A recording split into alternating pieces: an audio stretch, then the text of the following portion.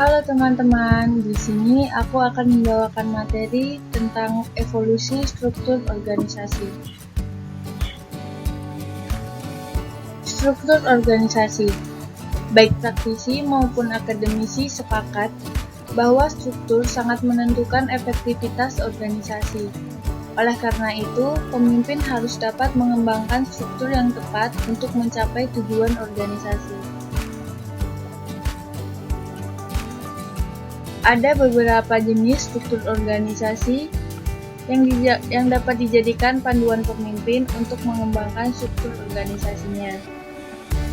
Yang pertama adalah struktur hierarkis tradisional, yang kedua ada struktur lebih datar, yang ketiga organisasi datar, yang keempat gabungan hierarkis datar, yang kelima organisasi holokratik. Yang pertama adalah struktur hierarkis tradisional. Cirinya adalah dibagi ke dalam tingkatan, yaitu atas, tengah, bawah.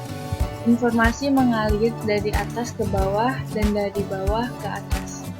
Perusahaan korporasi berbasis perintah. Ini adalah gambar dari struktur hierarkis tradisional.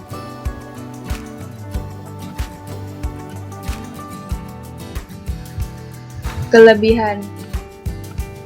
Yang pertama adalah komunikasi vertikal dapat berjalan dengan cepat. Keputusan dari manajer puncak mengalir sampai ke staf pelaksana dengan cepat. Lalu laporan dan informasi dari bawah mengalir langsung ke atas.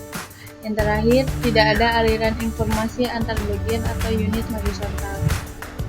Kelemahan dari model ini, karena komunikasi mengalir dari atas ke bawah, maka kebebasan mereka yang posisi bawah menjadi minim.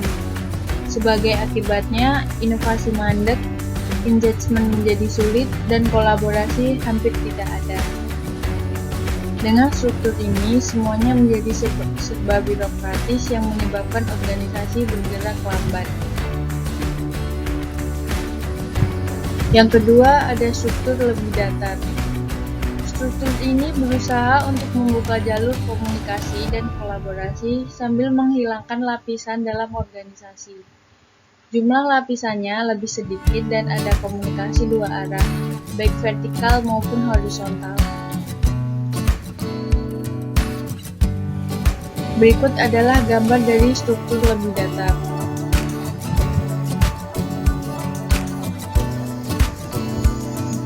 Kelebihan dari struktur ini adalah memfokuskan pada komunikasi dan kolaborasi, meningkatkan pengalaman karyawan, tingkat manajemen yang sedikit mempermudah dalam mengambil keputusan, menghilangkan gaji manajemen menengah berarti mengurangi biaya. Kelemahannya adalah karyawan sering kekurangan atasan untuk melapor, banyak fungsi kerja karyawan yang tidak jelas. Struktur ini dapat membatasi pertumbuhan jangka panjang suatu organisasi. Nah, berikut ada persyaratan untuk beralih dari hierarkis tradisional ke struktur yang lebih datar yang harus dipenuhi. Yang pertama, seperangkat teknologi kuat yang bertindak sebagai sistem saraf pusat perusahaan. Teknologi ini membantu memastikan bahwa karyawan dapat berkolaborasi dan mengakses satu sama lain informasi di mana saja, kapan saja, dan di perangkat apapun. Yang kedua adalah pemahaman oleh eksekutif dan manajer bahwa karyawan memiliki pilihan untuk bekerja di perusahaan atau organisasi lain. Mereka tidak bisa lagi main instruksi kendali.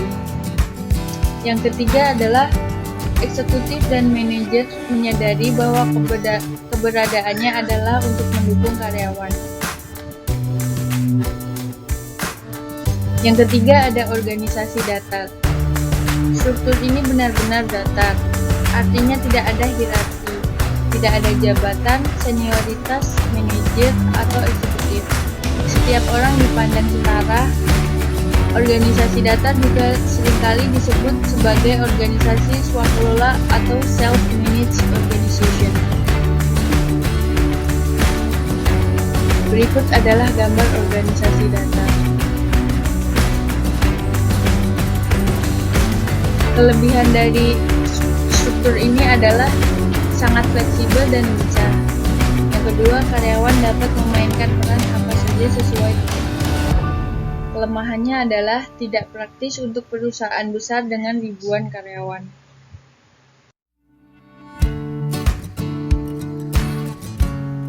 Bagi perusahaan yang akan mengadopsi struktur ini harus mempertimbangkan beberapa aspek seperti 1. Jika pada awalnya berbasis hierarkis yang ada tidak bisa dihapus secara tuntas. Meskipun secara formal tingkatan itu hilang, tetapi secara informal masih ada dan kokoh. Yang kedua, model ini cenderung menimbulkan klik-klik. Tim-tim swakelola yang seharusnya dapat berkolaborasi dan saling mendukung, akhirnya bekerja sendiri-sendiri. Yang ketiga, jika organisasi berukuran besar memutuskan menggunakan struktur ini, maka akan memakan waktu dan membutuhkan sejumlah besar dana. Dengan tumbuhnya gig ekonomi yang digerakkan oleh pekerja freelance, organisasi datar akan menjadi model yang dominan. Yang keempat, ada gabungan hierarkis datar. Di antara struktur hierarkis dan struktur datar, terdapat struktur gabungan hierarkis datar. Di sini organisasi bekerja dengan struktur hierarkis, tetapi memiliki tim ad hoc dengan struktur datar.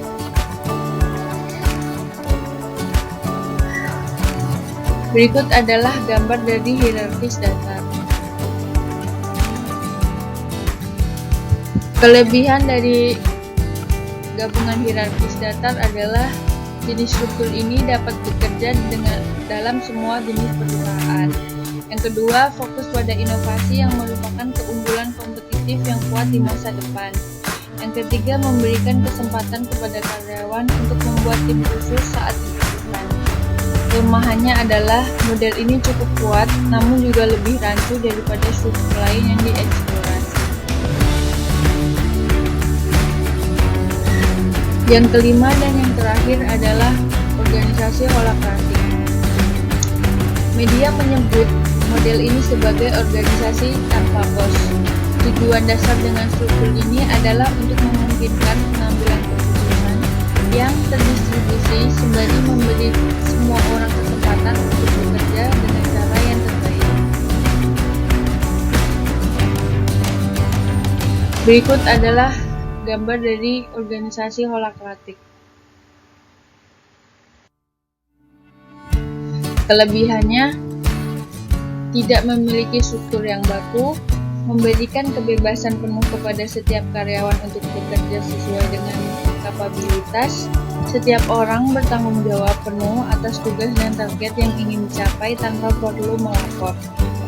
Kelemahannya adalah sulit untuk diterapkan, perlu waktu yang cukup panjang, dan pelatihan terus-menerus. Tidak ada aturan baku untuk menjalankan tugas, tidak ada orang yang posisinya lebih tinggi sebagai pengawas dan evaluasi. Kesimpulannya adalah, dari kelima struktur tersebut merupakan tipe umum yang digunakan oleh kebanyakan organisasi.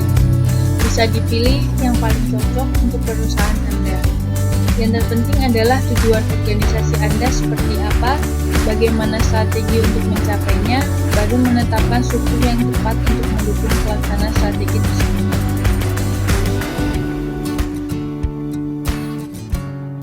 Sekian dan terima kasih.